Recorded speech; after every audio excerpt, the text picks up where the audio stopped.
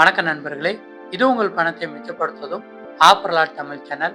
இன்னைக்கு ஆகஸ்ட் மாதம் 7ஆம் தேதி வெள்ளிக்கிழமை, ஆடி வெள்ளிக்கிழமைங்கிறதுனால பூ மார்க்கெட்டில் மல்லிகைப்பூட விலையெல்லாம் ரொம்பவுமே அதிகமாக இருக்குதுங்க. கூடவே கனகாம்பரம், முல்லை, சாமந்தி, ரோஜா பூக்களோட விலைகளுமே இன்னைக்கு ரொம்பவுமே அதிகமாக இருக்குது. இன்னைக்கு நீங்கள் வியாபாரத்துக்கோ, சாமிக்கோ, பூஜைக்கோ, அலங்காரத்துக்கோ பூக்கள் வாங்க போறீங்கன்னா செலவு கொஞ்சம் அதிகமாக இருக்கும். அதுக்கு தகுந்த மாதிரி உங்கள் பட்ஜெட்டை பிளான் பண்ணிக்கோங்க.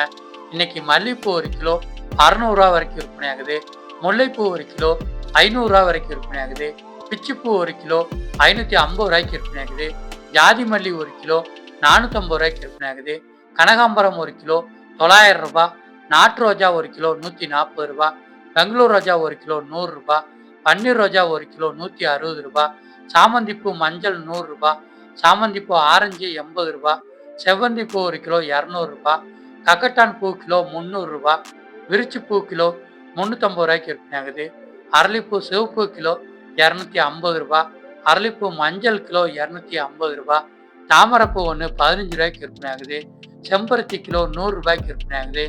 துளசி ஒரு கட்டு 20 மறிக்கொழுந்து ஒரு கட்டு 40 நந்தியாவட்டம் பூ கிலோ 200 சம்மங்கி பூ கிலோ 250 கோழிக்கொண்டை பூ கிலோ 100 விற்பனை ஆகுது. பட்டன் ரோஸ் 1 கிலோ 200 விற்பனை ஆகுது. அருகம்புல் ஒரு கட்டு 10 விற்பனை ஆகுது. வாடாமல்லி 1 கிலோ 100 இன்னைக்கு விற்பனை ஆயிட்டு இருக்குங்க. இந்த பூக்களோட விலைகள் ரொம்பவுமே அதிகமாக இருக்கிறதுனால நீங்கள் விலை குறைவாக இருக்கிற பூக்களை அதிகமாக வாங்கி பயன்படுத்துங்க. விலை அதிகமாக இருக்கிற பூக்களை தேவைக்கு மட்டும் அளவாக வாங்கி பயன்படுத்தி உங்களுடைய செலவுகளை குறைக்க பாருங்க. பூக்களை உங்களுக்கு கட்ட தெரியும்னா மொத்த விலை கடைகளில் 5-6 கடைகளில் விலை விசாரிச்சு எந்த கடைகளில் பூக்கள் பார்க்கறதுக்கு புதுசாகவும் விலை குறைவாகவும் சொல்கிறாங்களோ அந்த கடைகளில் மொத்தமாக உங்கள் வீட்டுக்கு வாங்கிட்டு போய் பூவாகவும் மாலையாகவும் நீங்கள் கட்டிக்கிட்டிங்கன்னா உங்களுடைய செலவுகளை குறைச்சிக்கலாம்.